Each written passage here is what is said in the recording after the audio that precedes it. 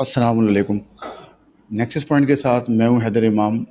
हमारे इस tax discussion के सिलसिले का आज तीसरा मरहला, जिसमें अगेन हमारे पास आज एक टैक्स एक्सपर्ट मौजूद हैं, जिनसे हम डिस्कस करेंगे पाकिस्तान के टैक्स के निज़ाम के बारे में, पाकिस्तान के टैक्स के इश्यूज़ के बारे में, टैक्स पेयर और टैक्स अथॉरिटीज़ के जो प्रॉब्लम्स हैं दरमियान में, उनके बारे में।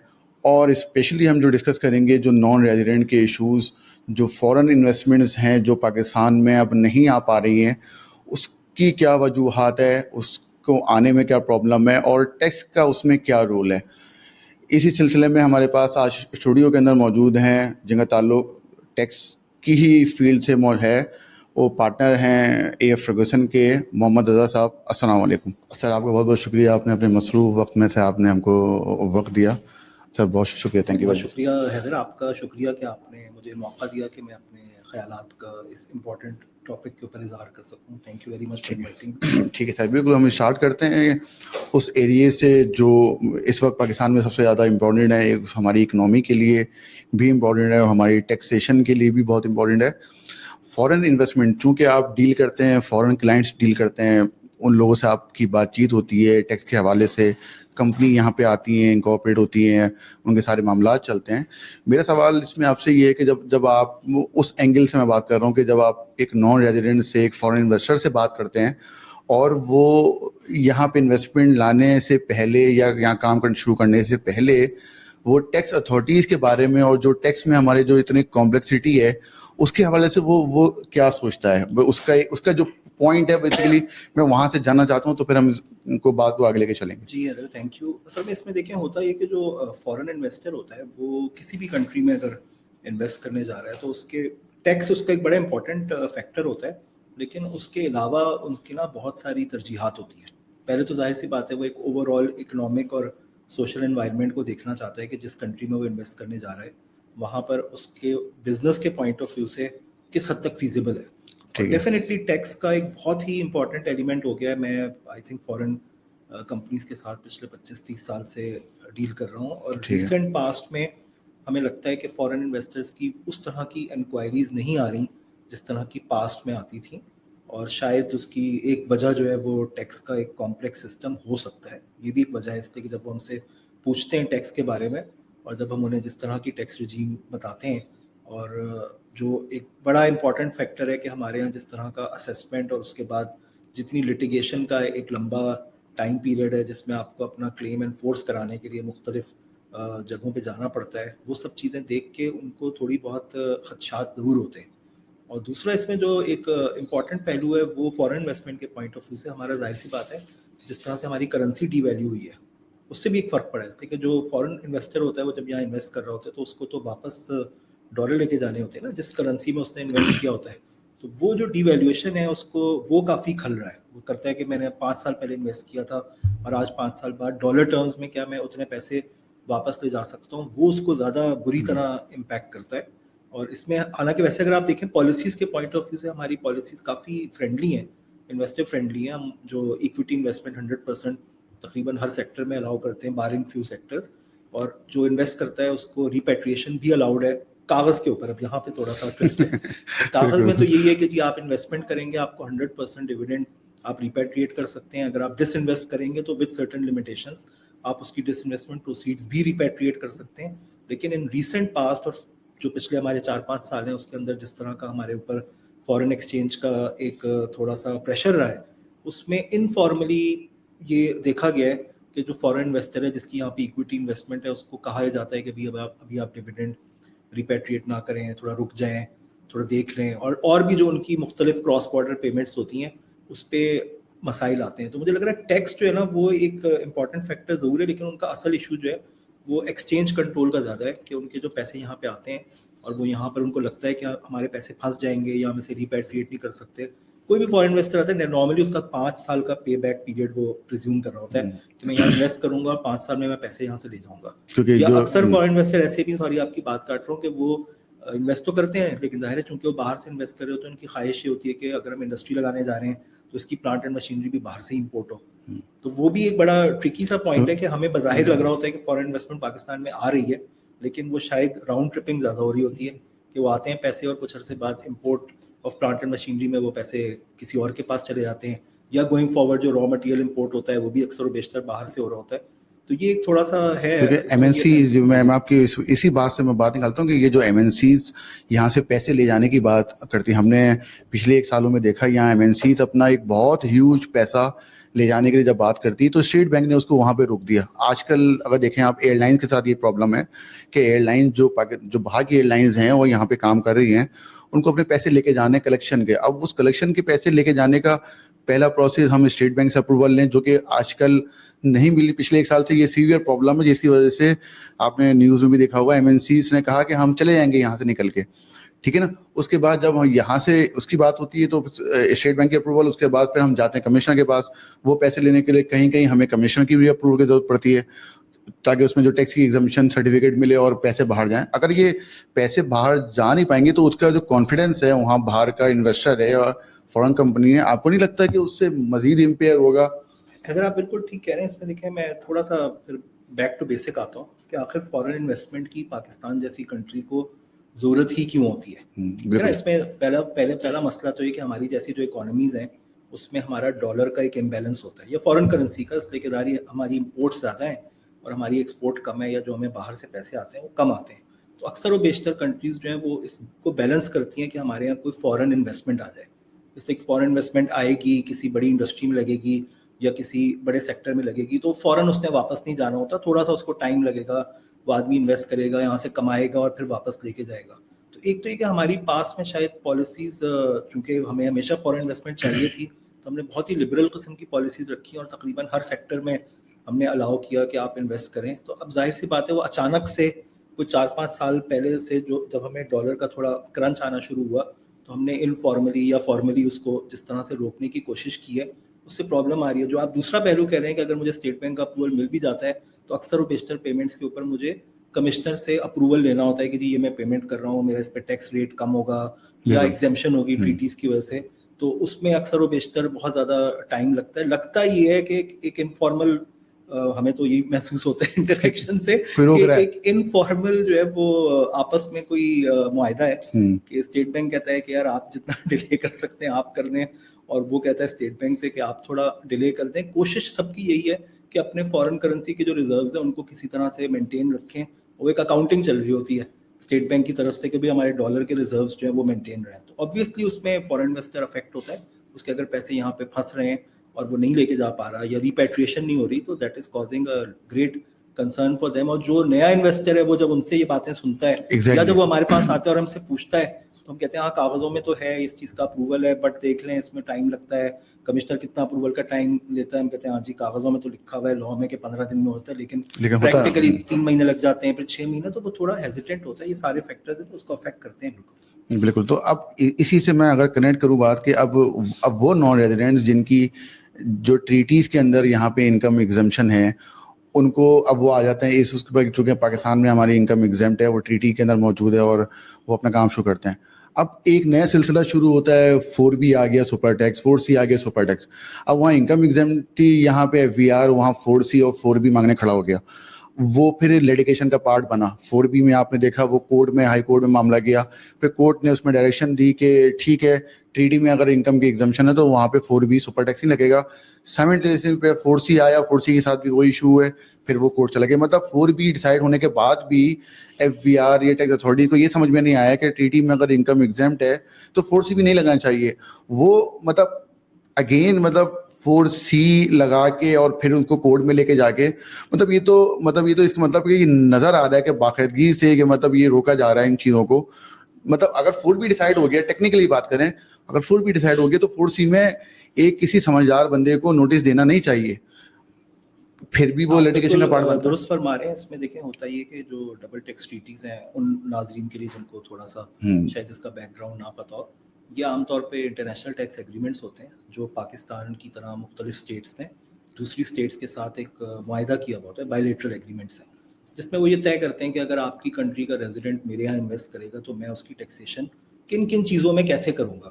उससे फ़ायदा ये होता है कि वो जो फॉरेन इन्वेस्टर जब आते हैं, जब हमसे भी कोई पूछता है इन्वेस्टर कि मैं पाकिस्तान में इन्वेस्ट करने जा रहा हूँ, तो हम उनसे ये पूछते हैं कि भाई आप किस कंट्री के टैक्स रेजिडेंट हैं, किस कंट्री से आपकी इन्वेस्टमेंट आएगी, और उसकी डबल टैक्स ट्रीटी की रोशनी में हम उसे एडवाइस करते हैं कि भाई अगर आपका डिविडेंड होगा तो इसका मैक्सिमम रेट ट्रीटी में पाकिस्तान ने एग्री किया हुआ है कि इस परसेंटेज से ज़्यादा मैं नहीं लूँगा, या ये इनकम है जिसको उसने पाकिस्तान ने एग्री किया हुआ है कि मैं इसको एग्जाम करूँगा। हुआ ये है कि over the period of time हमारे यहाँ, आपको पता है, इंटरनेशनल फिनोमिना है कि ट्रीटीज़ का एक मिसयूज़ भी हुआ है। ठीक है। मिसयूज़ है या आप उसे अब्यूज़ कहें, कि दुनिया में ये एक सब्जेक्ट है जिसके ऊपर OECD ने बेस इरोजन बिल्कुल। एंड प्रॉफिट शिफ्टिंग के नाम से प्रोजेक्ट निकाला है।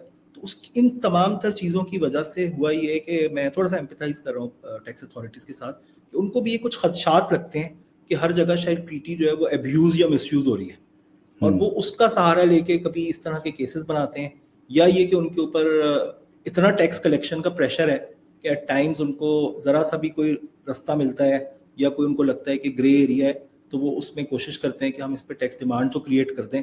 कहीं पर वो सक्सेसफुल होते हैं, कहीं पर नहीं सक्सेसफुल होते। ट्रीटीज़ के बारे में बहरहाल हमारी जो कोर्ट्स हैं उनका बड़ा अनएम्बिगुअस व्यू है। रिसेंटली आई थिंक पिछले 1-2 साल में जस्टिस मंसूर अली शाह के बड़े अच्छे 1-2 जजमेंट्स आए हैं जिसमें उन्होंने बड़ा ट्रीटी के बारे में बड़े अच्छे प्रिंसिपल्स दिए हैं कि भाई ट्रीटी एक बायलैटरल एग्रीमेंट है, आपको उसको ऑनर करना है।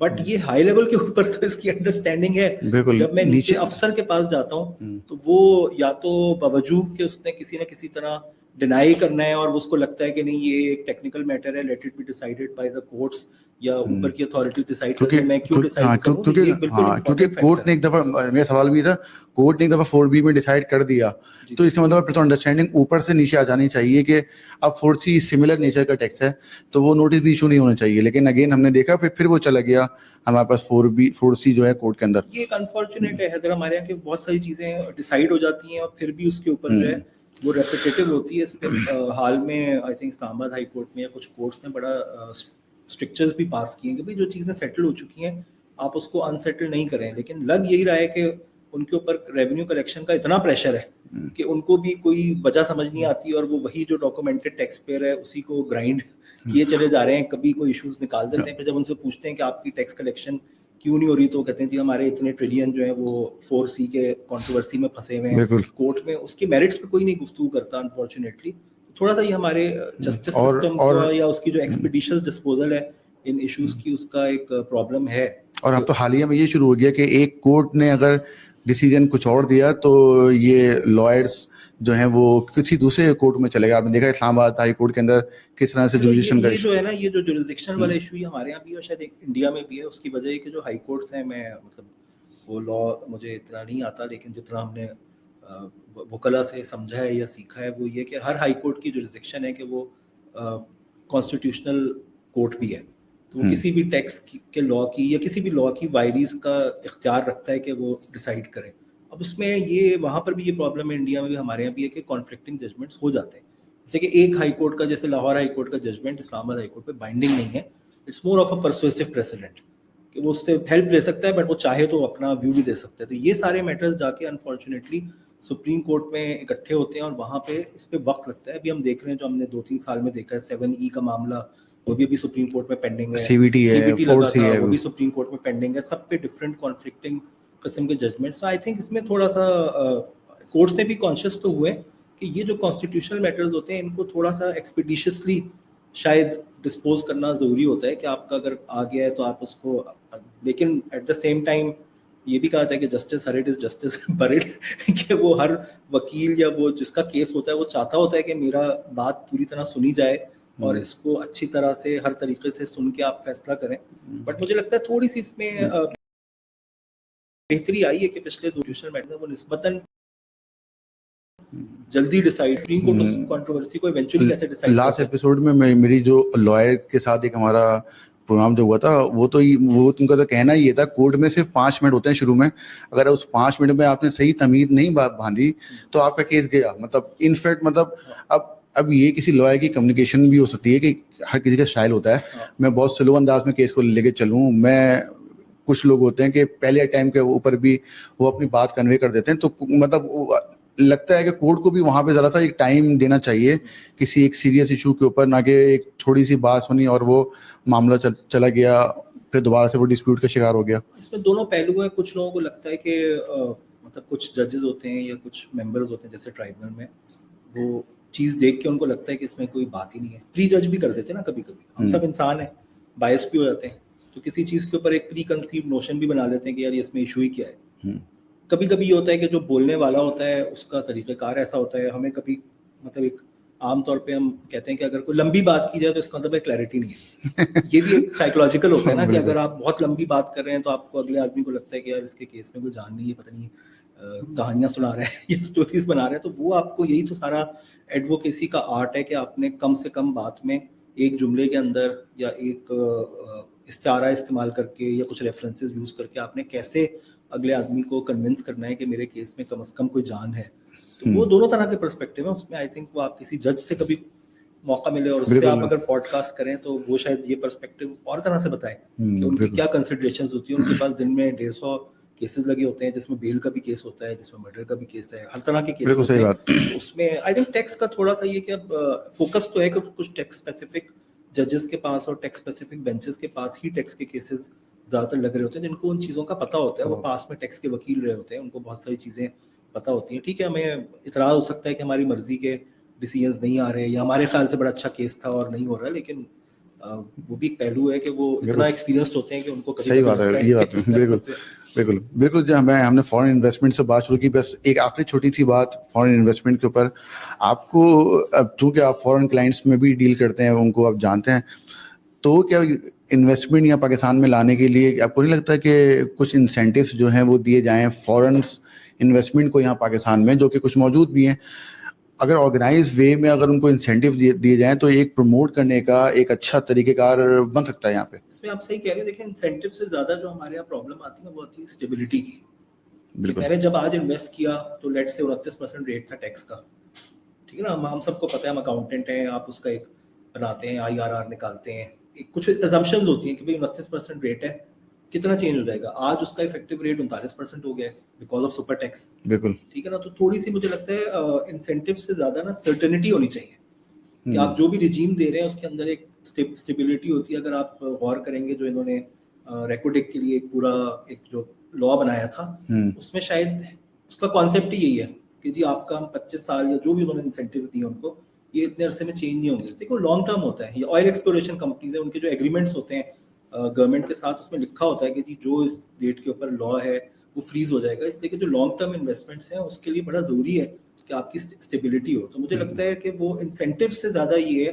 इंसेंटिव तो है ही एक फैक्टर जाहिर है। आप मतलब इस वक्त दुनिया जो है वो कंपटीशन में पड़ी हुई है कि किसी तरह से फॉरेन इन्वेस्टमेंट को अट्रैक्ट करे, या हर आदमी चाहता है कि मेरे यहाँ ज्यादा इन्वेस्टमेंट हो, बट उसमें हार्मफुल टैक्स कंपटीशन नहीं होना चाहिए। ये भी हमने एक पहलू देखा है कि भाई कुछ कंपनीज हैं, कुछ स्टेट्स हैं यूरोप में, जिन्होंने कुछ ऐसे इंसेंटिव्स दिए जो दुनिया को नहीं पसंद आए कि भाई ये आपने बिल्कुल ही ऐसे इंसेंटिव्स दिए कि वो कंपनियां आ गई जिनका कोई सब्सटेंस नहीं था या जिनका कोई नॉन टैक्स रीजन नहीं था कि उस कंट्री में आए।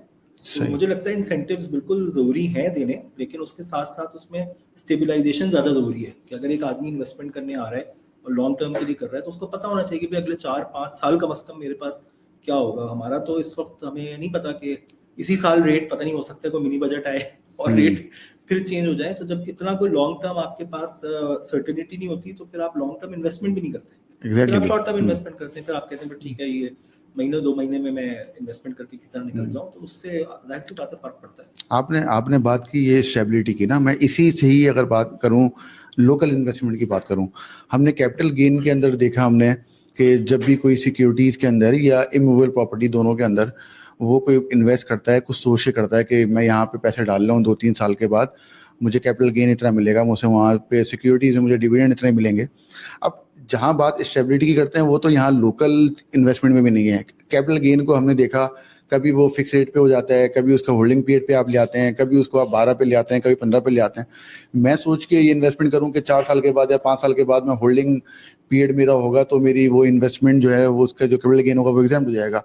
आज सडन लॉ चेंज होता है और मुझे वो सब चीज़ों को चेंज कर देता है, तो मेरा जो डिज़ायर्ड प्रॉफिट सोच के मैं जाता हूँ वो मुझे वहाँ मिलता नहीं। एक तो नंबर 1 तो ये, नंबर 2 ये है कि जो फाइनेंस एक्ट में अभी इजाफा इन्होंने किया कि स्टेट जो है कैपिटल गेन के ऊपर 15% सिक्योरिटीज़ के ऊपर कर दिया, जो कि फाइलर के लिए और नॉन फाइलर के लिए।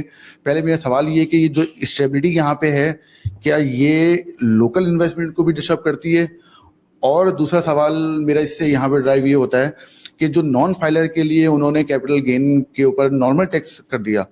अब एक बंदा नॉन फाइलर है, उससे आप ये एक्सपेक्ट कर रहे हैं कि वो नॉर्मल टैक्स रिजीम में जाके अपना नॉर्मल टैक्स पे करेगा, वो तो रिटर्न फाइल ही नहीं कर रहा। तो उससे आप कैपिटल गेन के ऊपर नॉर्मल टैक्स या किसी कंपनी से 29% कैसे लेंगे? कि इसका भी कोई मैकेनिज्म है या एनसीसीपीएल इसकी विदहोल्डिंग करेगा जो नॉर्मल रेट बनेंगे हमारे? देखिए, जो आपका पहला सवाल था स्टेबिलिटी का, वो आपकी बात बिल्कुल ठीक है कि सिर्फ फॉरेन इन्वेस्टर नहीं, वो तो लोकल इन्वेस्टर के लिए भी ज़रूरी है कि कम से कम जो लॉन्ग टर्म प्रोजेक्ट्स होते हैं उसमें मतलब मुझे लगता है जैसे इंडस्ट्रियल इन्वेस्टमेंट्स जो हैं, चलो छोटी मोटी तो समझ आती है, किसी ने शॉर्ट टर्म इन्वेस्टमेंट करनी है उसको शायद इतना फर्क नहीं पड़ता, लेकिन कोई भी ऐसी इन्वेस्टमेंट जिसका रिटर्न 1-2 साल से बियॉन्ड एक आदमी एक्सपेक्ट कर रहा है, उसको कुछ ना कुछ टैक्स के रेट की सर्टेनिटी होनी चाहिए कि भाई मैं जब कल को इसमें से रिटर्न कमाऊंगा तो मुझे नेट ऑफ टैक्स कितना पैसा मिलेगा। अगर आप सडनली उसका रेट बढ़ा देते हैं, हमने सुपर टैक्स के कॉन्टेक्स्ट में देखा है या वैसे देखा है कि किस तरह से रेट्स जो है वो हर साल वेरी कर जाते हैं, और लगता ही है कि बहुत ही शॉर्ट टर्मिज्म है, तो इसलिए कोई लॉन्ग टर्म सोल्यूशन ही मतलब सोचता ही नहीं ना, सो लॉन्ग टर्म के हिसाब से। तो वो आपकी बात बिल्कुल ठीक है कि जो स्टेबिलिटी या जो कंटिन्यूटी ऑफ पॉलिसीज है, या कम से कम पहले से पता होना चाहिए। एक ज़माने में आपने 5 साल के रेट दे दिए थे कंपनी के बिल्कुल। कि भाई ये 5 साल तक आप होंगे। तो जैसे ये गवर्नमेंट आई थी, इसका पहला बजट था, ये भी 5 साल के एक रेट दे देती कंपनीज के या सबके कि भाई हमारा प्लान ये है कि 24, 25, 26 ये हमारे रेट्स होंगे, ताकि जो भी आदमी इन्वेस्टमेंट करे वो फिर उसको पता हो रूल ऑफ द गेम यही है, यही टैक्स रेट है, अच्छा लगेगा तो इन्वेस्ट करेगा, बुरा लगेगा तो कहीं और चला जाएगा, लेकिन पता होना चाहिए। तो ये तो इस बात तक मैं आपकी बिल्कुल एग्री करता हूँ कि थोड़ी सी उसमें सर्टेनिटी होनी चाहिए। जो सेकंड आपने बात की, जो इन्वेस्टमेंट्स के होल्डिंग पीरियड में हर साल एक चेंज आती है, इसमें देखें हुआ अगेन वही बैक टू बेसिक वाली बात आती है कि क्योंकि टैक्स कलेक्शन का इतना प्रेशर है, हमने देखा ये कोई 9 से पता नहीं 12 ट्रिलियन का हमने अचानक से वो बढ़ाया है इस साल टारगेट। तो उसमें एक साल में अगर एफबीआर के पॉइंट ऑफ व्यू सोचें या गवर्नमेंट के पॉइंट ऑफ व्यू से कि उन्हें टैक्स कलेक्ट करना है, तो उनके लिए इजी फिक्स इसी तरह के होते हैं कि जी वो हैदर साहब का रेट 5% था, इनका 6 कर देते हैं, चलो पहले 10 रुपये आ रहा था, अब इस साल 12 रुपये इधर से आ जाएगा, 2 रुपये इधर से आ जाएगा। वो इस तरह से सोचते हैं, वो ये नहीं सोचते कि इन रेट्स के बढ़ने की वजह से मेरा इकोनॉमिक डिसीजन इम्पैक्ट भी कर सकता है। आपने क्यों प्रिज्यूम किया है कि हैदर इसी रेट पे काम करता रहेगा? अभी फाइनेंस एक्ट में विदहोल्डिंग के रेट चेंज हुए, अभी दोबारा न्यूज आ रही है जी कि बिल्कुल ऐसी 1% खबर बढ़ा रहे हैं, बिल्कुल मतलब ऐसी खबर चल रही है कि ये तो और ही सब कैश लोग कलेक्शन है। देखना अभी अगस्त में हमारा शॉर्टफॉल आ गया है, जो एफपीआर की फिगर्स आई हैं, दूसरा ही महीना है, एंड वन कैन सी कि वो इतना ज्यादा टारगेट है कि वो मेरे ख्याल इस दफा को 100 बिलियन के आसपास या 90 बिलियन का सैलरी में भी शॉर्टफॉल आया कुछ, हर एक में आएगा। इसलिए कि आप प्रिज्यूम ये कर रहे हैं कि हर आदमी अपना इकोनॉमिक बिहेवियर वैसे ही रखेगा जैसा कम रेट के ऊपर था। भाई मैं कम रेट हो सकता है मुझे सूट ना करता हो, मेरा रेट मिसाल के तौर पे आज 55% हो गया, मैं महाव्रतन कह रहा हूँ, हमारी जो बड़ी फर्म्स है उनका रेट बहुत ज्यादा हो गया, हो सकता है मैं सोचूं कि यार मैं काम ही ना करूं, मतलब ठीक है मेरा अल्लाह का शुक्र है मेरा गुजारा हो रहा है, मैं इसमें से 55 रुपए नहीं देना चाहता सरकार को, तो मैं इस साल उतना काम नहीं करता जितना मैंने पिछले साल किया था, या मैं कुछ और कर लेता हूँ, मैं मेरे पास एक्स्ट्रा पैसे हैं, मैं डिविडेंड कमा लेता हूँ, उस पर 15% रेट होगा। तो ये बिल्कुल फैक्टर होते हैं। और जो आपने वो coming back to your question, जो होल्डिंग पीरियड वाली आपने बात की थी, इसमें अगर आप देखेंगे ना पास्ट में ये कंट्रोवर्सीज रही हैं, और उसमें सिंध हाई कोर्ट का भी एक जजमेंट था कि भाई अगर आपका होल्डिंग पीरियड उस डेट पर हो चुका है, उसके बाद गवर्नमेंट ने लॉ चेंज किया, तो आपका एक वेस्टेड राइट का कॉन्सेप्ट है, आपको पुराने रेट के ऊपर टैक्सेशन होनी चाहिए। बट ये राइट भी एनफोर्स करवाने के लिए मुझे पैसे खर्च करके, अच्छा वकील करके हाई कोर्ट सुप्रीम कोर्ट जाना पड़ता है। इस दफा उन्होंने ये एटलीस्ट एक अच्छी चीज की है कि मेरा ख्याल है प्रॉपर्टी में भी और सिक्योरिटीज में भी उन्होंने डेट स्पेसिफाई कर दी है। बिल्कुल this is only applicable on properties और सिक्योरिटीज एक्वायर्ड आफ्टर 1 जुलाई 2024। बिल्कुल। तो पुराने को मेरा ख्याल है उन्होंने इस दफा ये एक एटलीस्ट पॉजिटिव चीज की, लेकिन पुराने को नहीं छेड़ा। लेकिन इसमें भी जो क्लैरिटी जिसकी बात कर रहा था कि नॉन फाइलर पे नॉर्मल टैक्स कर दिया, जी जी जी, उसका फिर क्या होगा? वो तो रिटर्न ही फाइल नहीं करता। मैं बताऊं ना, उन्होंने ये किया होगा, उन्होंने कोई एस्टिमेशन की होगी या कोई डाटा एनालिसिस किया होगा कि कितनी ट्रांजैक्शंस नॉन फाइलर करते हैं, उसके ऊपर उन्होंने एक हायर रेट बना के और उसको अपने बजट में फिक्स कर दिया होगा कि जी इतने नॉन फाइलर हैं जो ट्रांजैक्शन करेंगे। उसकी practical implementability I am not sure. क्या वो एनसीसीपीएल के पॉइंट ऑफ व्यू से बड़ा क्वेश्चन है। चलो कंपनी के केस में तो समझ आती है 29% कर ले, नॉन फाइलर है आपका रेट 29% हो गया, जो इंडिविजुअल है उसका मुझे तो नहीं पता उसका स्लैब रेट क्या है और मुझे कैसे पता चलेगा। वो मुझे लगता है थोड़ा सा वहां पे इसको वो मिस कर गए, उनको चाहिए था कोई फिक्स रेट कर देते, कोई फिक्स रेट कर देते। एग्जैक्टली ये अच्छा वो स्लैब रेट तो तब आप चाहे वो रिटर्न फाइल करेगा, एग्जैक्टली बात ये रिटर्न फाइल करेगा तो उसको वो बेनिफिट जनरली नॉन फाइलर के एक्स्ट्रा रेट का यही है ना कि वो उसका जो एक्सेस कटा है वो उसको वापस मिल जाएगा पैसा। उसको एक इंसेंटिव है कि ठीक है वो फाइलर बन जाए। हाँ उसके बाद भी अगर वो फाइलर नहीं बनता तो गवर्नमेंट कह रही है ठीक है मुझे कम से कम ज्यादा टैक्स ही आ जाएगा, उसकी प्रैक्टिकल इम्प्लीमेंटेबिलिटी उस 15 को वो 30 कर देते हैं, उसको 45 कर देते हैं कि नॉन फाइलर से आप एनसीसीपीएल 45 कलेक्ट कर लेगा। चले उसने रिटर्न फाइल नहीं किया लेकिन टैक्स की कलेक्शन अपनी जगह पे हो गई। अभी इसमें जरा सी एक क्लैरिटी बिल्कुल है। बिल्कुल एम्बिग्विटी। दूसरा वही बात है जो हम अक्सर बेशतर बात करते रहते हैं, नॉन फाइलर पर रेट बढ़ाना तो बज़ाहिर आपको टैक्स कलेक्शन में वक्ती तौर पे इजाफा देता है। असल सवाल ये कि उन नॉन फाइलर्स जो कि आइडेंटिफाइड है उसके लिए आप एक्शन क्या लेते हैं, यानी how you want to ensure कि वो नॉन फाइलर फाइलर में कन्वर्ट हो जाए। अभी तो लगता है गवर्नमेंट इज मोर इंटरेस्टेड, ठीक है यार आपने डबल पैसा दे दिया, ट्रांजैक्शन कॉस्ट हो गई ना। बहुत सारे लोग हैं मार्केट में, आपको पता है वो नॉन फाइलर हैं, वो कहते हैं ठीक है जी आप ये तो पूरा तो इतना टैक्स आप बेयर कर लें, मेरी ट्रांजैक्शन कॉस्ट होगी, रिटर्न तो मैंने फाइल नहीं करनी। तो वो एनफोर्समेंट के जो इश्यूज हैं वो एक अलग सब्जेक्ट है। उनका ये होता है कि जहां से आ रहा है वहां से ले लिया जाए, और जो नहीं दे रहा वो तो अपनी जगह पे उस तरह से शायद कुछ करते भी हैं, हमने देखा है वो उन्होंने सिम्स ब्लॉक की थी, कुछ एक्शन तो ले रहे होते हैं, बट मुझे लगता है कैपेसिटी के भी इश्यूज है ना। इतने सारे नॉन फाइलर हैं। वो एक दफा एक टैक्स ऑफिस में किसी से बात हुई तो उन्होंने कहा हम एक्चुअली अगर इन सबको नोटिस सर्व करने जाना, पर इतने नोटिस सर्वर ही नहीं जो सर्वर ही नहीं। वो सिम की बात भी करो, जो सिम उन्होंने बंद की है उसका क्या फायदा हुआ कि 0 पे फाइल करके 24 घंटे में सिम खुल गई। वो वो प्रैक्टिकली फेल हो गई कुछ बात। इट्स मोर ऑन नंबर्स, या वो मतलब क्वालिटेटिव टर्म्स में तो फाइलर नहीं बढ़ रहे ना, कि जो ख्याल यही है कि भाई बहुत सारे लोग हैं जिनको देना चाहिए और वो नहीं दे रहे, उसको कैसे आप बढ़ा रहे हैं, उसके लिए कोई बहुत ज्यादा कॉन्क्रीट जो है ना वो नजर नहीं आ रहा। जहां हमने ये बात की कि यहाँ से पैसे लेके जाने की बात की, तो एक्चुअली पाकिस्तान का इशू ये है कि उनको यहाँ डॉलर चाहिए, जो सिचुएशन को सही करनी है डॉलर आने चाहिए यहाँ पे, ना कि यहाँ से जाने चाहिए, ठीक है। और वो एक एमएनसी का एक इशू है कि वो पैसे तो बाहर जाएंगे यकीनन, लेकिन अगर मैं दूसरा सेक्टर की बात करूँ, एक्सपोर्ट की बात करूँ, जहाँ से पाकिस्तान को डॉलर आता है यहाँ पे और जहाँ से वो एक फेवरेट एरिया है, वहाँ भी हमने देखा फाइनेंस एक्ट के अंदर, वहाँ पे जो 1% को फाइनल टैक्सेशन में किया हुआ था, वहाँ उन्होंने उस पर 1% मिनिमम टैक्स लगा के और उस पर एडवांस टैक्स भी लगा दिया। अब वो अपने बुक्स भी मेंटेन करे और वो जो है नॉर्मल टैक्स पे दे। तो आपको लगता है कि ये तो एक्सपोर्ट की कॉस्ट बढ़ जाएगी। यहाँ से एक्सपोर्टर प्राइस जब हाई कोट करेगा बाहर, तो शायद सामने वाला बंदा उसको बाय नहीं करेगा, तो वो ये देखेगा कि बांग्लादेश में, इंडिया में मुझे क्या रेट मिल रहा है। यकीनन टैक्स का एक फैक्टर है कि वो प्राइस वहाँ की कम होगी तो वहाँ की एक्सपोर्ट बढ़ नहीं जाएगी, पाकिस्तान की एक्सपोर्ट उल्टी कम हो जाएगी। मतलब वही बात है हैदर कि हमारे यहाँ बहुत सारे जो टैक्स के फैसले हैं वो सिर्फ कलेक्शन को जहन में रख के अनफॉर्चुनेटली किए जा रहे हैं, उसके बहुत सारे इकोनॉमिक रैशनल होते हैं, वो हम नहीं देखते। लगता ये कि जो एक्सपोर्टर्स का उन्होंने रेट मतलब जो उन्होंने प्रिजम्पटिव से नॉर्मल में लेकर आए, ये काफ़ी अर्से से चल रहा था कि प्रिजम्पटिव से नॉर्मल में लेके आए।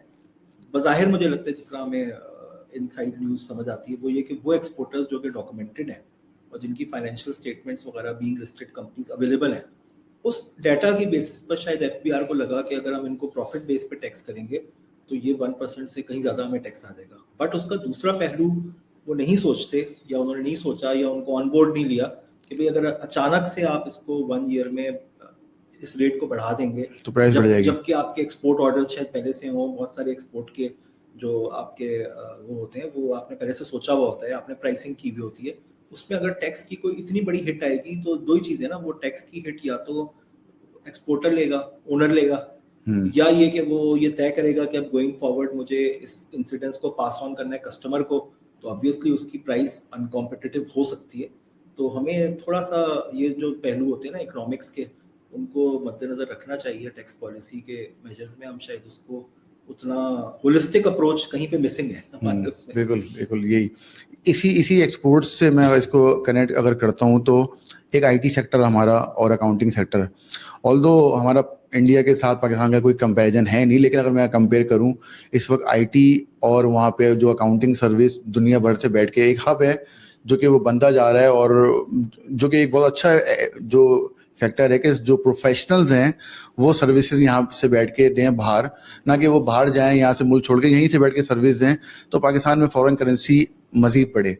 तो ये जो हब वहाँ पे जा रहा है तो उसके लिए गवर्नमेंट लेवल पे या उसके लिए जो प्रोफेशनल्स बैठ के इन्हें सोचे किस तरह से हम आईटी को यहाँ पे, मैंने देखा है कि यहाँ पे लोग परेशान होने के बाद अपनी आईटी कंपनी बंद करके किसी और जगह जाके बैठ रहे हैं इन्हीं वजूहात की वजह से कि यहाँ पे सर्टेनिटी कोई भी नहीं है मौजूद। इसमें असल में यही हुआ है हैदर कि मेरा ख्याल है 1997 से तो मैं टैक्स प्रैक्टिस में हूँ, तब से आईटी एक्सपोर्ट्स एक ज़माने में तो एग्जेम्प्ट होती थी, बिल्कुल लॉ में एग्जेम्पशन थी, ठीक है ना। फिर उन्होंने क्लॉज आहिस्ता 133 में। इसको 2-3 साल पहले, तो मैं अक्सर वो बेशतर ये चीज़ सोचता रहा हूँ कि भाई आखिर इतना बज़ाहिर फेवरेबल रिजीम होने के हमारे यहाँ एक्सपोर्ट्स जो है आईटी की या अदर सर्विसेज की क्यों नहीं बढ़ती। मुझे लगता है उसमें एक बुनियादी वजह जो है ना, हमारा कॉर्पोरेट स्ट्रक्चर की टैक्सेशन है। ठीक ठीक है, है। इंडिविजुअल लेवल पे मैं और आप अगर काम करें तो हमारा चले 0.25% टैक्स कट जाएगा या 1% टैक्स कट जाएगा, and that is final. But अगर मैं कोई बड़ा काम करना चाहता हूँ तो बड़ा काम करने के लिए मुझे कॉर्पोरेट स्ट्रक्चर बनाना पड़ेगा। बिल्कुल। कंपनी के केस में हमने रेट ये रखा हुआ है कि उसका डिविडेंड जो है वो मिनिमम 15% तो टैक्स होगा ना, और अगर नहीं टैक्स हो रहा तो 25% रेट है। तो ये हमारी तकरीबन हर एग्जेम्पशन के साथ प्रॉब्लम है कि वो एंटी कॉर्पोरेट सेंटिमेंट है। इसीलिए अगर आप देखें आईटी में या किसी भी चीज़ में कोई बड़ा काम नहीं हो पा रहा है, इंडिविजुअली लोग कर लेते हैं। अच्छा, इंडिविजुअल को सूट भी करता है, वो कहते हैं अच्छा यहाँ ज़्यादा टैक्स है, हो सकता है, मतलब उसके कोई अवामिल हो सकते हैं। 2 घंटे के फासले में दुबई है, मैं वहाँ पे कंपनी खोल लेता हूँ, उसमें पैसे मंगवा लेता हूँ, वहाँ से मैं आउटसोर्सिंग करता हूँ, यहाँ पे उतने ही पैसे आते हैं जितनी मेरी कॉस्ट होती है, और मेरा वो मॉडल चल रहा है। तो मुझे लग रहा है इसमें भी अगेन वही बात है कि सिर्फ टैक्स के एंगल से थोड़ा सा होलिस्टिकली देखने की ज़रूरत है कि अगर आपने इसको एक्चुअली प्रमोट करना है। कुछ चीज़ें की भी हैं शायद गवर्नमेंट ने 2-3 साल पहले, वो स्पेशल टेक्नोलॉजी जोन बनाए हैं, उनको कुछ इंसेंटिव्स भी दिए हैं, लेकिन स्टिल इट सीम्स के something more has to be done. अगर आपको उसको एक्चुअली अट्रैक्ट करना है, पूरा उसका एक वो इकोसिस्टम है, आपको सारा उसको देखना क्योंकि पड़ेगा। ये आईटी कंपनी जाके वो अब दुबई में खुलती हैं, दुबई में पैसा आता है और वो पाकिस्तान में सिर्फ लेबर की कॉस्ट के हद तक वो यहाँ पे भेज देते हैं, जबकि एक्चुअल अगर वो यहीं पे बैठ के कंपनी बना के काम करें और पूरा पैसा यहाँ पे लेके आए, शायद वो एक कॉन्फिडेंस जो उनको है ना कि यहाँ पाकिस्तान में पैसे रखेंगे कि पता नहीं क्या हो जाएगा। वो वही है कि असल में बहुत सारी आईटी सेक्टर में पर्टिकुलरली इशू है कि उनको एक्चुअली कॉस्ट पे भी करनी होती है। बहुत सारी आईटी कंपनी जो यहाँ से बैठ के फिर बाहर के फ्रीलांसर्स को आउटसोर्स कर रही होती हैं, या उन्होंने सॉफ्टवेयर की पेमेंट्स करनी होती है। उनको शायद ये खदशा लगता है कि मैं पैसे तो मंगवा लूंगा, उसके बाद जब मैं रेमिटेंस के लिए स्टेट बैंक जाऊंगा या कमिश्नर से अप्रूवल लेने जाऊंगा तो मुझे इन तमाम मुश्किलात का सामना करना पड़ेगा। तो इसलिए उनको शायद सूट करता है कि वो उस तरह से कर लें। लेकिन मेरा ख्याल है कि कुछ एटलीस्ट रियलाइजेशन तो है। देखिए ना, इस साल भी उन्होंने एक्सपोर्ट ऑफ गुड्स का तो रिजीम चेंज किया, एक्सपोर्ट ऑफ सर्विसेज को नहीं छेड़ा। बिल्कुल। शायद उसकी वजह ये है कि उनको पता है कि हाँ, सर्विसेज ऐसा एलिमेंट है जिसमें बढ़ भी सकता है, और अगर हमने इनको इंसेंटिवाइज किया तो इसमें बढ़ना भी चाहिए। बट मेरा ख्याल है कि उसमें इनको कॉर्पोरेट स्ट्रक्चर को थोड़ा प्रमोट करना चाहिए। अगर कोई बड़ा काम करना होता है तो बाहर की कंपनीज इंडिविजुअल्स के साथ तो छोटा छोटा काम कर लेंगी ना, मैं आप इंडिविजुअली काम कर लेंगे। लेकिन अगर कोई बड़ा काम करना चाहते हैं तो उनको कोई कंपनी चाहिए होती है, उसका कोई प्रोफाइल चाहिए होता है। तो कंपनीज हमारे यहाँ जो लिमिटेड लाइबिलिटी कंपनीज हैं, उनका स्ट्रक्चर टैक्स के पॉइंट ऑफ व्यू से वाइबल नहीं है कि वो आईटी सॉफ्टवेयर में काम, एक्सपोर्ट पे काम भी करें और उसके बाद डिविडेंड पे 15% टैक्स भी दें। आपका बोलना ये है कि वहाँ पे वो वहाँ पे फाइनल है, लेकिन आफ्टर टैक्स प्रॉफिट जब शेयर होल्डर ने लिया तो फिर जाएगा। वो अगर कंपनी बनाऊंगा तो उसको मैं टैक्स दूंगा 29% देंगे। बिल्कुल बात। कंपनी का स्ट्रक्चर तो फिर मुझे वाइबल नहीं है। अच्छा, मैं अगर लिमिटेड लायबिलिटी पार्टनरशिप बनाना चाहता हूँ, उसकी अपनी टैक्सेशन आज भी क्लियर नहीं है। सही बात है। कोई कहता है वो कंपनी है, कोई कहता है पार्टनरशिप है, तो भी समझ नहीं आता। तो मुझे लगता है इसी, देखिए ना, हर चीज जो है वो एक लेवल पे फिर बड़ी होती है ना। पहले मैं एज एन इंडिविजुअल काम करता हूँ, फिर मैंने आपके साथ पार्टनरशिप बना ली, फिर बड़ा काम करने के लिए मुझे लिमिटेड लायबिलिटी कंपनी बनानी पड़ती है। दुनिया में लिमिटेड लायबिलिटी कंपनी एक वाइबल स्ट्रक्चर है। मैं यहाँ पर लिमिटेड लायबिलिटी कंपनी बनाता हूँ तो मेरी टैक्स की कॉस्ट इतनी ज्यादा हो जाती है कि मुझे वो कमर्शियली वाइबल नहीं है। इसीलिए हमारे यहाँ कॉर्पोरेटाइजेशन नहीं हो रही। तो इतनी ज्यादा कॉस्ट पड़ गई है। तो इसमें जिन सेक्टर्स में आपने इंसेंटिव्स दिया हुआ भी है, जैसे आईटी सेक्टर में अगर आपने इंसेंटिव दिया भी, उसमें भी डिविडेंड की तो फिर मैं वही 15% टैक्स तो टेक्निकली मैं 15% टैक्स पे कैसे काम करूंगा? और उसके बाद भी 15% टैक्स दूं और फिर मुझे असेसमेंट भी देखनी पड़े, नोटिस देखने पड़े, वो तो है, वो एक part and parcel of living in this country है। लेकिन चले वो मतलब ठीक है, मेरा फाइनल हो गया, मुझे शायद असेसमेंट ना देखनी हो, विद होल्डिंग के हद तक देखना हो, वो सब अपनी जगह पर है। तो थोड़ा सा ये सारे फैक्टर्स हैं जो अगर मद्देनजर रखे जाए तो शायद हमारी आईटी एक्सपोर्ट में। दूसरा इंपॉर्टेंट फैक्टर आईपी का भी है इसमें, जो इंटेलेक्चुअल प्रॉपर्टी है। बहुत सारी आईटी कंपनीज को लगता है कि यहाँ पे हमारे लॉज ऐसे एनेबल्ड नहीं है जो कि कॉपीराइट्स और इस तरह की चीज़ों को। तो वही अगेन मैं जो पहले बात कर रहा था, एक होलिस्टिक अप्रोच की जरूरत होती है। आपको थोड़ा सा यहाँ पे हर चीज जल्दी भी चाहिए होती है, एक साल में यहाँ पे बैंक्स को जो सर्विस दे रहे हैं दुबई से, पाकिस्तानी हैं जो दुबई से बैठ के लाइसेंस वहाँ से बेच रहे हैं और यहाँ पाकिस्तान में से खाली वो एक सर्विस प्रोवाइडर के तौर पे रजिस्टर्ड हैं।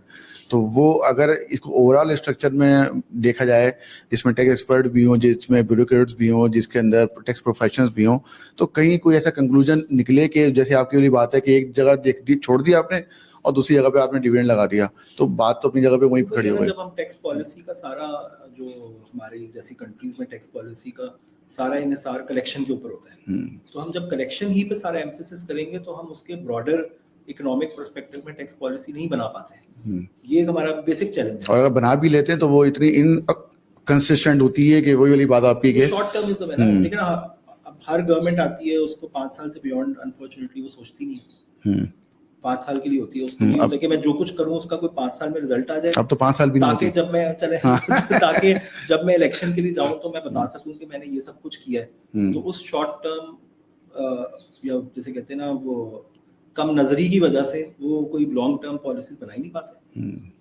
ठीक है सर, मेरे इसमें बिल्कुल आखिरी सवाल ये कि हम चूँकि टैक्स अथॉरिटीज़ के साथ डील करते हैं, आप एक उन्हें चाहे वो कोर्ट्स हो, चाहे वो ट्रिब्यूनल हो, चाहे वो कमीशन अपील हो, चाहे टैक्स असेसमेंट्स हो, आपको क्या लगता है कि एफवीआर के स्ट्रक्चर में ऐसा क्या आप सजेस्ट करते हैं, क्या ऐसा होना चाहिए कि जिसके लिए आप तो चूँकि डायरेक्ट इंटरेक्शन करते हैं अपने क्लाइंट से, उस बिजनेस से, क्योंकि टैक्स लगा देना अलग है और बिजनेस के एंगल से सोचना अलग है, क्या एफवीआर को सजेस्ट इसमें करेंगे, किस तरह का मैकेनिज्म वहाँ पे हो और क्या उसके अंदर इम्प्रूवमेंट है तो ये चीज़ आसान हो सके? मुझे लगता है जब 2001 का ऑर्डिनेंस आया था ना, उससे पहले पुराने ऑर्डिनेंस में होती थी असेसमेंट होती थी।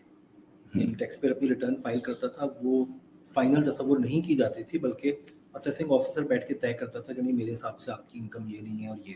उस पूरे पैराडाइम को इन्होंने शिफ्ट किया था 2001 के ऑर्डिनेंस में लाकर सेल्फ असेसमेंट में, और एक ऑडिट का प्रोसीजर था कि जो आप कहेंगे हम एक्सेप्ट करेंगे। हाँ, हम ऑडिट कर सकते हैं आपका 2-3 साल में एक आध दफा करेंगे और अमेंडमेंट या कर हमें कोई इन्फॉर्मेशन मिल जाए। तो उससे थोड़ा सा अगर वो पैराडाइम एक्चुअली इम्प्लीमेंट होता या चलता, जो शायद हमने देखा भी शुरू किया ना 2-3 साल बिल्कुल ऑडिट कुछ भी नहीं होता था। हम भी सोच रहे थे उस जमाने में कि पता नहीं हमारा काम क्या होगा बंद हो जाएगा, लेकिन इकोनॉमिक हालात की वजह से। तो मुझे लगता है थोड़ा सा ना शायद ये डिस्टिंक्शन की जरूरत है कि जो टैक्स पेयर फाइल कर रहा है अपनी रिटर्न कम से कम फाइल कर रहा है, ठीक है ना, ठीक है, उसमें कुछ लोगों पे हमेशा खदशात रहते हैं कि शायद अंडर डिक्लेरेशन है या जो है।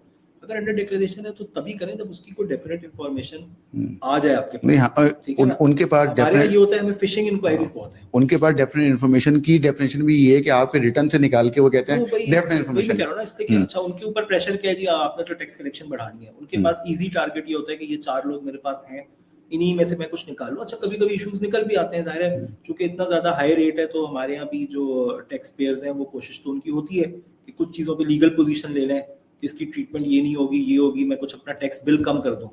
तो मुझे लगता है थोड़ा सा जो टैक्स ऑर्डिनेंस की इम्प्लीमेंटेशन है उसका रवैया जो टैक्स पेयर फाइल कर रहा है उसके साथ डिफरेंट होना चाहिए, बिल्कुल, और जो नहीं फाइल कर रहा है उसके साथ डिफरेंट होना चाहिए। हमारा ये है कि हम सारी प्रोसिक्यूशन भी उसी के खिलाफ हो जाती है, एफआईआर भी उसके खिलाफ कट जाती हैं, ठीक है। जहाँ पे कोई सीरियस इश्यूज हो वहाँ पे आपको नहीं छोड़ना चाहिए, लेकिन ये कि मुझे लगता है ये थोड़ा सा ये एक बेसिक डिस्टिंक्शन है कि वो मतलब मैं I don't know how to do it, but ordinance के 2 हिस्से होने चाहिए कि यार वो आदमी जो फाइल कर रहा है उसके लिए बहुत सिंपल लाइफ होनी चाहिए, बहुत सिंपल होनी बस चाहिए। वो फाइल करे, उसकी आप ठीक है एक्सेप्ट कर लें। हाँ, आपके पास कोई एविडेंस आता है आप उसका 2-3 साल में एक दफा ऑडिट कर लें, उसका एक कंप्लायंस चेक कर लें, लेकिन उसकी जिंदगी थोड़ी सी आसान रखें। अब जो बाहर है ना उसको लगता है कि जो टैक्स नेट में उसकी जिंदगी इतनी मुश्किल है कि वो कहता है कि मैं आऊंगा नहीं, मैं आऊंगा अच्छा नहीं ये कि इसमें। मैं बाहर ही रहूं, और जो अंदर होता है टैक्स नेट में वो कहता है यार मैं किस अजाब में फंस गया हूं। ये हमारे लोकल बिजनेस का एक जनरल रोना गाना है, ठीक है, कहीं पे वो सही होंगे कहीं पे गलत भी हो सकते हैं, लेकिन ये इस परसेप्शन को डिफ्यूज करने की जरूरत है। एग्जैक्टली, बल्कि मैं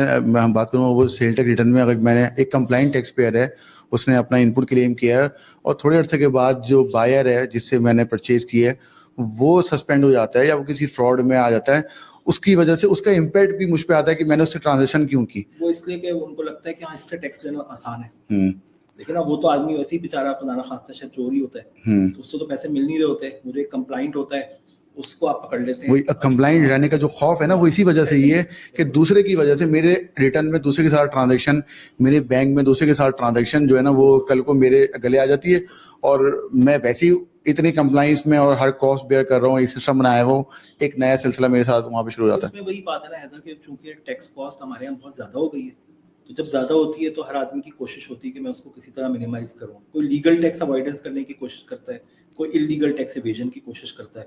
तो उसमें थोड़े से हमारे जो पैरामीटर्स हैं या जो टैक्स अथॉरिटीज़ का रवैया होता है वो बेचारे डिस्टिंग्विश नहीं कर पाते ना, कि एवेजन और अवॉइडेंस में क्या फ़र्क है। तो बड़ी है? बारीक सी लाइन है।